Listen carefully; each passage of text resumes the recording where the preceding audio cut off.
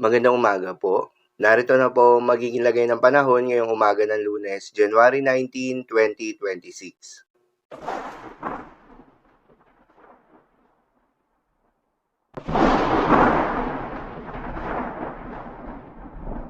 Sa kasalukuyan na tayo sa pag-asa, ang bagyong Ada ay napanatili ang kanyang lakas habang kumikilos pa northward sa may Philippine Sea. Uli nga itong namataan sa laing 275 kilometers northeast ng Virac, Catanduanes. Taglay ang lakas ng hangin na umabot sa 65 kilometers per hour malapit sa gitna at pagbugso na umabot sa 80 kilometers per hour. Kumikilos pa northward sa bilis na 15 kilometers per hour. Sa ngayon ay wala nang nakataas na tropical cyclone wind signal dahil nabawasan na yung dala nitong kaulapan na dulot ng malamig na hangin na dala ng northeast monsoon o hanging amihan. At dahil nga sa amihan, posible makaranas ngayong araw ng pabugso-bugso ng hangin sa may Batanes, Cagayan, Isabela, Quirino, Ilocos Norte, Aurora, Polillo Islands, Camarines Sur at Catanduanes.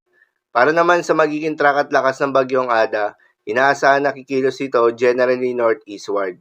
Simula nga ngayong araw, inaasahan na kikilos ito papalayo ng ating bansa at magre-recurve ito habang binabaybay ang dagat silangan ng Luzon.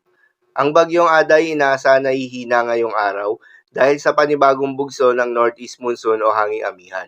Hindi rin inaalis ang posibilidad ang mas mabilis pa na paghina nito. Pero paalala pa rin po palagi na posible pa rin ang mga pagbabago. Kaya naman patuloy lamang na magantabay sa mga update nating ilalabas, lalo na ng pag-asa. Maliban nga sa bagyong Ada ay wala nang binabantayan na anumang sama ng panahon, low pressure area o bagyo sa loob o malapit sa Philippine Area of Responsibility na maaaring makaapekto sa ating bansa. Para naman sa magiging lagay ng panahon ngayong araw ng Lunes, dahil pa rin sa outer rain band ng bagyong Ada, posibleng makaranas ngayong araw ang Isabela, Aurora, Quezon, Northern Samar at buong Bicol region ng maulap na kalangitan na may kalat-kalat ng mga pagulan at thunderstorms. Posible ang mga pagbaha o pagguho ng lupa due to moderate to at times heavy rains. Habang sa Cordillera Administrative Region at nalalabing bahagi ng Cagayan Valley ay asahan naman yung maulap na kalangitan na may kasamang mahihinang mga pag-ulan na dulot ng northeast monsoon.